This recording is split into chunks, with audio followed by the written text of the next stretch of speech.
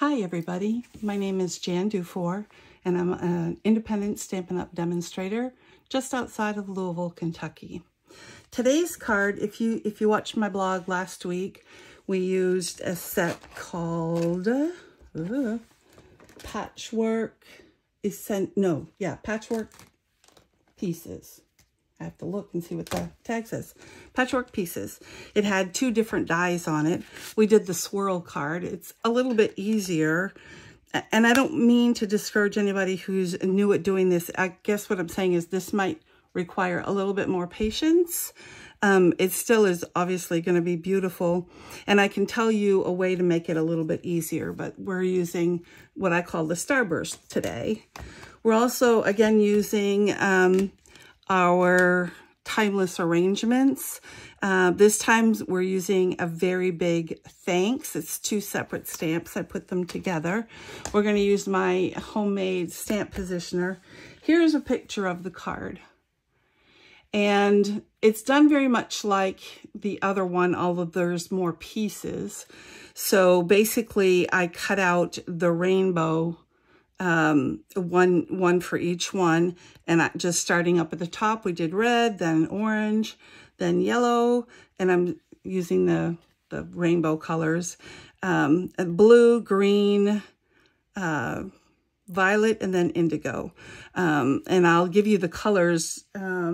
It's real red, pumpkin pie, crushed curry, blueberry bushel, which is a returning color, garden green, gorgeous grape, and blackberry bliss. And then you'll notice I started over again, which is going to end up weird because there's 12 pieces and only 7 colors of the rainbow, but that's okay. It works out. Here's the second card I did. I put the same thank you as we did last week. But so instead of starting with red, I started with orange. I still went around and started back up, and you'll end up with 7 cards, I believe, is how that works out. So let's go ahead and I'll show you how. There is a project sheet. If you are watching me on YouTube, go over to my website, stampmesilly.com, and you will find this project sheet, which gives you all of the supplies, cutting instructions, and assembly.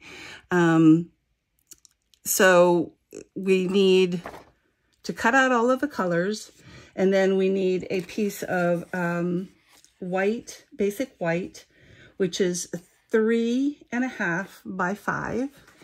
And then we need a piece of basic black, which is 3 3/4 by 5 1/4. And then we have our card base, and we're going to do the same thing that we did last week. This is just slightly smaller than an A2 card by 1/4 inch on both ends. So if you're cutting it brand new, you'd cut it 8 by 5.5, scored it 4. Or if you already have a bunch of made up A2 cards, I just put this on my trimmer with trimming off 1/4 inch, and that makes it already done. So I didn't have to make anything special. So I don't need that right now. All I need is my white piece. I'll put this out of the way so it's not distracting. I'm also going to shift, now that you see the pieces, I'm going to shift it up a little bit so that I can work. I need a place to work. Here we go. There's a lot of stuff on here. Let's see. I think I can do it this way. All right. So let's start off. Well, I've already made 2 cards. I showed them to you, which means I used the upper red one and the upper orange one. So you'll see I have an upper, and I'm going to use take my pick tool. So I have the upper yellow or crushed curry available.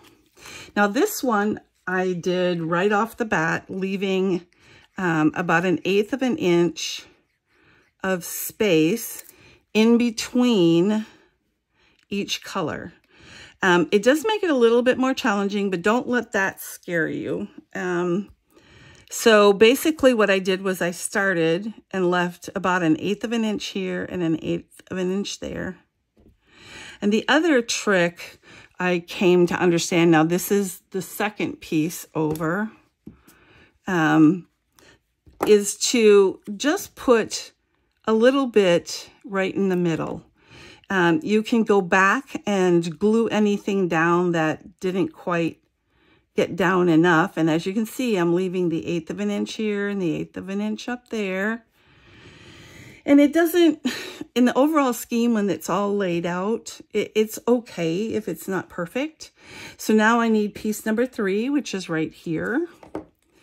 And we're going to do this just in the middle so that you can pull these off. If it's really bad and you just can't stand it and you have to take it off, it will tear a little bit of the back of the colored cardstock, and it may lift a little bit of the white, but you're putting it right back down, so it doesn't really matter. So after Garden Green, we have, we're using number 4, which would be this one, which is Glorious Grape. Oops, I forgot I was only doing a little bit. That's all right. Put it more, you kind of want it in the middle if you're going to do that. And then I'm going to go ahead and lay this, and you'll see it's not perfect. I can lift this up and move it. Here's really where I made the problem. I did too much of it, so I'm going to let you see me pull it up. And yes, I know it made a mess, but it's not going to show, so nobody cares. So I'm going to put a little bit more glue back. And then I'm going to do this closer this time. Not a lot closer. Still want it straight at the top. And then that allows me to lift this one. And be careful when you pull it off so you don't pull off like what's showing here. It won't show because I stopped it. Just pull off the chunk so there isn't a big bump. I know it sounds like, oh my gosh, what are you doing? You're tearing these off. But I found it doesn't matter a whole lot. All right, so I'm making this one, again, a little bit smaller. And that just allows me to move this one. Again, don't want to rip it past where it's stuck. Okay, come on now. That's really strong glue. All right, I can take this piece off. Don't you just love it when the person who's doing the video messes up? But really, it's good. I'm already humble, so that doesn't matter. But, you know, it's good to see people make mistakes. Shows you how to fix the mistakes. So now when I put this back in here, I have more space. Let's see, we gotta get that a little bit closer. There we go. All right, I know these are flapping and it's okay. We're gonna take care of that at the end. All right, so after Gorgeous Grape goes Blackberry Bliss, which is representing indigo in our, that one's way up there. Since I'm happy with it, I'm gonna go ahead and stick that down. The rest of it, if there's, you know, places, I will go back and fix them. But right now, we're just gonna move along. Oops, how did that go? I took this one, which is number 4. Oh, this isn't the one I needed. Oops, I'll just leave it like that. It can dry. I needed this one. I got distracted with my messed up piece. Little bit of glue. And put that in here. Scoot it back this way. The center circle doesn't matter at all because I'm covering it up. So I'm more interested in keeping this, this side straight, if you will. All right, so I'm just putting this back because that goes right here. And I'll use that actually next, but I'm only making one card for you today. All right, so now we did this, so we're going up to red, and we need this piece, which goes here. Oops, my fingers are getting sticky. A little bit here, match that up here. And then we go to the yellow, which is this one. Oops, brought the other one too. I did notice when I was cutting them, I just went forward and back. It cuts very well, except it didn't cut And this might be because it's my die or my presses or whatever, but it didn't quite cut the center. Like this one's still all connected. At first, it was like, oh shoot, I'm going to have to, see, I did the same thing here. I'm going to have to go up. You know what? I'm just going to leave it. I'm okay with it. I'm going to pull it over to the edge though. I'm just going to trim this side down a little bit next time, and then we won't worry about it. I did notice that it didn't connect, and I'm of two minds. You usually want them all disconnected. It takes a very little tiny snip to get them to separate. But then I thought, trying to move them around on your paper, this was very handy to have them all stuck together. So I don't know. The way I got it to not stick was, and you can see 1, 2, 3, 4, 5, 6, 7. I'm starting over again with yellow. The way I got it not to stick was to roll it. And as I came back, I went back and forth just over the center section. And that worked out.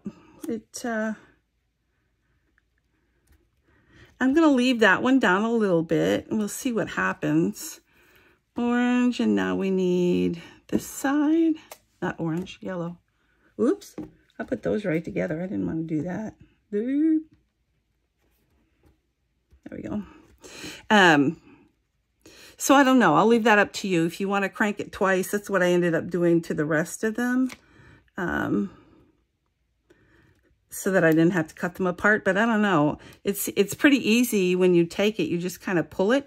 And if you're not concerned about the center pieces, might leave a little bit of a speck of paper. If you're covering the center of it anyway, it doesn't matter. And I would recommend leaving it a little bit attached, just because it'll make your life easier moving pieces around. All right, here we go. We're up to this side. Oops, and see, I've left a little extra so that this is plenty big over here. And then after, oops, let's see. Oh yeah, this one, and that will be this piece. Oops. My fingers are sticky from tearing off the little piece. This, I don't know. Some people might look at this and go, oh my God, that is way too tedious. And I get that. I love to do puzzles. So it feels kind of like a puzzly kind of thing. And this is the last one. Now see, this one's attached, and all I have to do is pick it up and just pull a little bit. And it doesn't really damage the point. Let me see if I can put it against there. So I don't know. Like I said, I'll leave it up to you. Try it both ways. See what you like. Now you can make this like 100 times easier. I gotta get that. It's just putty. By limiting the number of colors. So for example, if, oops, this is not sticking. So for example, I use 7 colors of the rainbow. If you wanted to use 2 colors, you have to either go something divisible by 3 or by 4, because there are 12 sections. So, or 2, 3, or 4, will all work. Let me get my glue eraser here. It's not really glue, it's putty, but it kind of made the same mess. Okay, so as you can see, it's a little bit short down here. I am going to trim it out just a little bit now that I have it down. Another way you can do it, and actually the way I did it the first time, was I just took a piece of paper, not a specific size, and I am just, I'll glue this back for now. I am just barely, I don't know if you can even see that. You cannot. I am going to just barely take a sliver.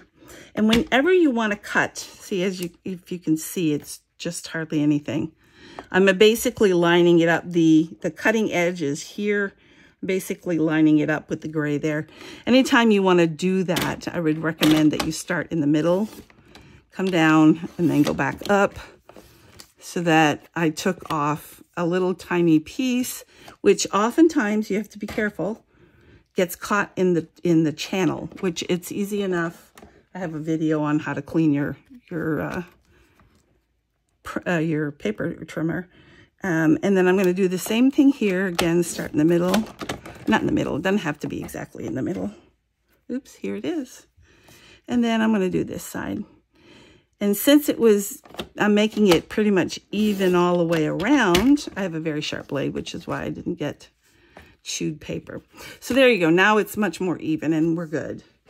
And then you take your piece, I'm going to get rid of this, of your basic black, and we're going to put some glue on the back of that so you can even see where I pulled the paper off, but it doesn't matter because this part doesn't show. All right, and we're going to lay that down. Then at this point, what I'm going to do is just go to the places, like this is obviously lifting. I'm going to go ahead and put a tiny dot of glue there and hold it down. And even though, now I know the center is loose and I don't care because I'm covering it up. Even though I put the piece of glue in the middle, it kind of spreads underneath and I really don't have any areas that are lifting. This one was particularly bad because I pulled it off. So I'm going to glue not quite the middle, but a little bit down here so it at least lays flat. All right, so I'm going to put this under my flattening machine, which is our very large block, which is the only thing I use it for. And I'm going to remove this without trying to shift the colors too much because I need to complete these at a later date. But I'm going to push that over. Now we're going to do some stamping. This is my homemade stamp positioner. If you go to my website and Google stamp positioner, not Google, search for stamp positioner, this will come up. I made this kind and an L-shaped one. Both have advantages and disadvantages. Nothing is as good as our stamp positioner was, but we don't have it anymore. So I thought I'd come up with a way. You know, other stamp positioners, I've tried both of the two biggest ones on the market. I did use them. There's nothing wrong with either of them. They're a bit expensive. They're more expensive than the Stamparatus was. And I know sometimes you don't want to spend your money doing that. You want to buy stamps instead. So anyway, I'm not going to reposition this because, again, in every video I do that repositions. But what I did was I cut out the center piece that I wanted to put the sentiment on, and I made multiples. I just chopped them up in white, basic white cardstock. Then I stuck, and I used a fairly large piece, not real close to the edges. Then I stuck it in the corner. I positioned my stamps to where I thought I wanted them.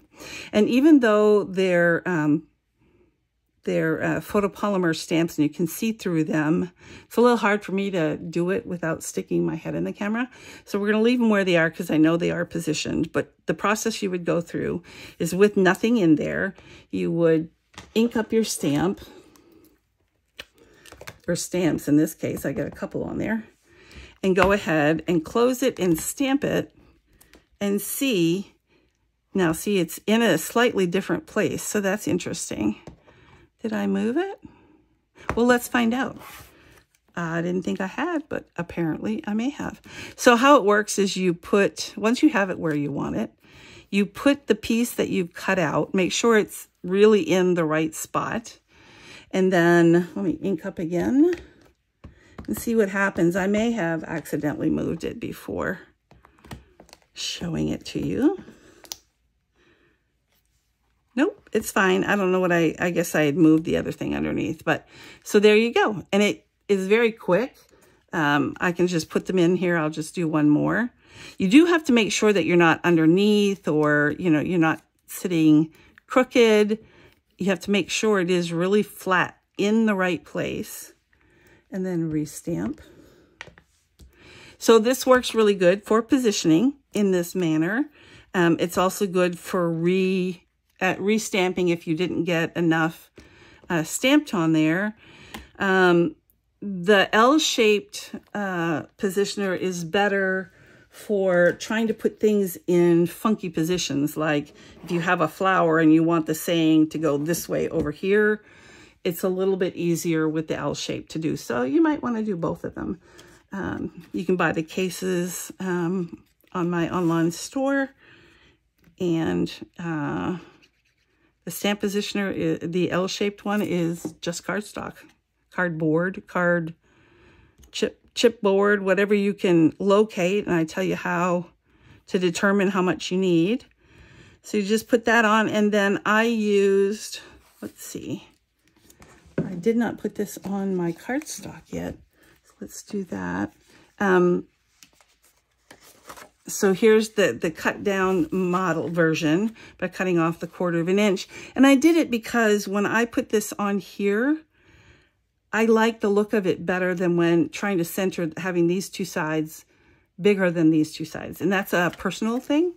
It's certainly not a problem if you leave it. I've seen lots of pretty cards that have that as a design element. It's just not something that I wanted. So you can do whatever you like. Push that up just a little bit. Oops, come on now. I said push that up a little bit. I didn't want to. All right. There we go. And put that down. And then I did use dimensionals to put this on, which they should be right here, and they are not. Oh, there they are. They were hiding. And I use a lot of dimensionals. They're very inexpensive, for one thing. And I give a lot of my cards away, and I don't know if they're going to mail them. And if they do, although I've really never heard of anything being utterly destroyed in, well, I take that back. I had one newsletter come to me that had been chewed and spit out by the post office's automated things, but usually it doesn't matter so much. But it doesn't add any weight, so it doesn't cost any more. And a couple extra ones don't bother anything. Well, I'm trying to get rid of them. I find these all over the house. They're like magic. All right, I'm going to turn this around, and as you can see, I'm covering up the whole center, so it doesn't much matter. And there you have it. And see, trimming it out didn't make a problem for it. It still looks lovely. All right, so if you have any questions, you can always email me or leave a comment. I will get them that way. You can email me at jandufour@yahoo.com if you don't already currently have a demonstrator and would like a free catalog. You can go to my website if you're on YouTube at stampmesilly.com. I do have an online store, so you can click on any of the links down below or go to the store at jandufour.stampinup.net. That all in my blog, I have all of these links already pre-populated, so it's easy to get to. I hope you enjoyed this. Please leave me some comments. Consider subscribing. I post once a week, unless there's something fabulous going, like free shipping. Although I will tell my regular subscribers, I know I sent you an extra one last week. I was trying to verify that my app that sends out automated postings was working, and I'm glad to report that it is. That's all for today. Thanks so much. Bye.